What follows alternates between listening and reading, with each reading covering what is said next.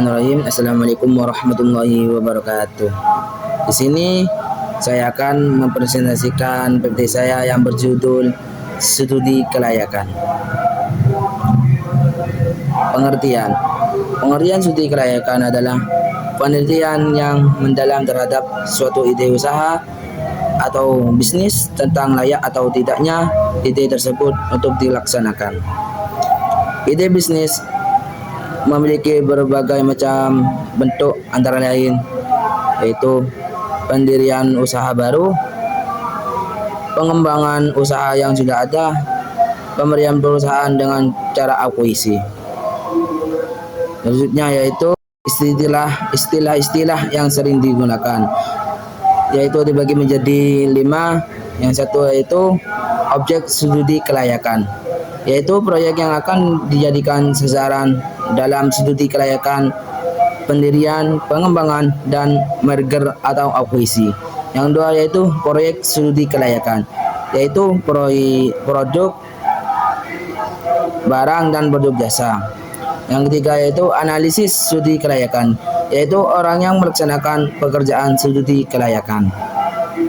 Yang keempat yaitu analisis studi kelayakan, yaitu teknik yang terdapat dalam berbagai disiplin ilmu yang digunakan memecahkan suatu masalah, misalnya metode judgment, metode kausal, metode ekstrapolasi, metode ratio, dan sebagainya. Dan yang terakhir yaitu aspek studi kelayakan, yaitu pokok bahasan yang terdapat dalam studi kelayakan dan membahas secara spesifik dari sudut pandang disiplin ilmu tertentu. Dalam studi kelayakan kita akan menemukan hal-hal berikut, yaitu 1. Aspek pasar dan pemasaran. 2. Aspek teknis produksi dan teknologi. 3. Aspek manajemen. 4. Aspek hukum. 5. Aspek lingkungan dan keuangan. Dan selanjutnya yaitu perbedaan studi kelayakan dengan rencana bisnis.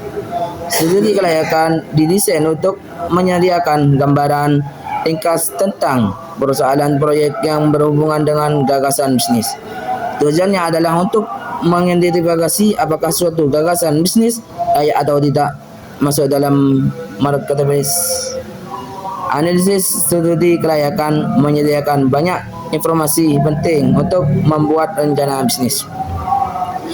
Rencana bisnis melanjutkan analisis yang lebih mendalam dan kompleks, membangun berdasarkan fondasi yang telah diciptakan studi kelayakan. Dan selanjutnya yaitu tujuan dan fungsi penyusunan studi kelayakan. Untuk mengetahui apakah suatu proyek akan mendatangkan keuntungan atau kerugian, dengan kata lain untuk memperkecil tingkat risiko kekurangan dan memastikan bahwa investasi yang akan dilakukan memang menguntungkan. Fungsinya guna mengidentifikasi keadaan proyek sebelum melaksanakan investasi, serta memproyeksi dan mengidentifikasi keadaan proyek atau bisnis di masa yang akan datang.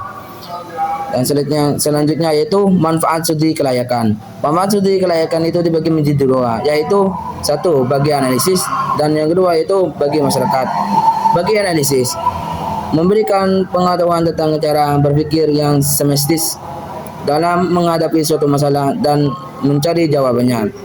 Yaitu menerapkan sebagai disiplin ilmu yang telah dipelajari sebelumnya dan menjadikannya alat bantu dalam perhitungan penilaian dan pengambilan keputusan. Mempelajari suatu objek bisnis secara komprehensif sehingga penyusunannya akan mendapatkan pembelajaran dan pengalaman yang sangat berharga. Yang kedua itu bagi masyarakat. Bagi masyarakat itu dibagi menjadi 6, yaitu 1. Calon investor. 2. Mitra penyertaan modal. 3. Perbankan. 4. Pemerintah. 5. Manajemen perusahaan. Dan yang terakhir yaitu masyarakat.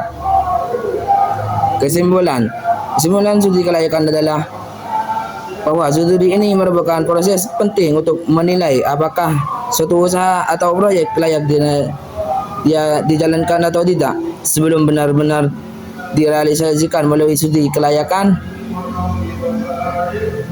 berbagai aspek dianalisis secara menyeluruh, seperti aspek pasar, teknis, manajemen, hukum, dan keuangan. Tujuannya agar berlaku sa dapat mengetahui peluang keberhasilan, minimalkan risiko kerugian, serta memastikan bahwa sumber daya digunakan secara efektif dan efisien. Baik, cukup sekian dari saya, kurang lebihnya mohon maaf. Wassalamualaikum warahmatullahi wabarakatuh.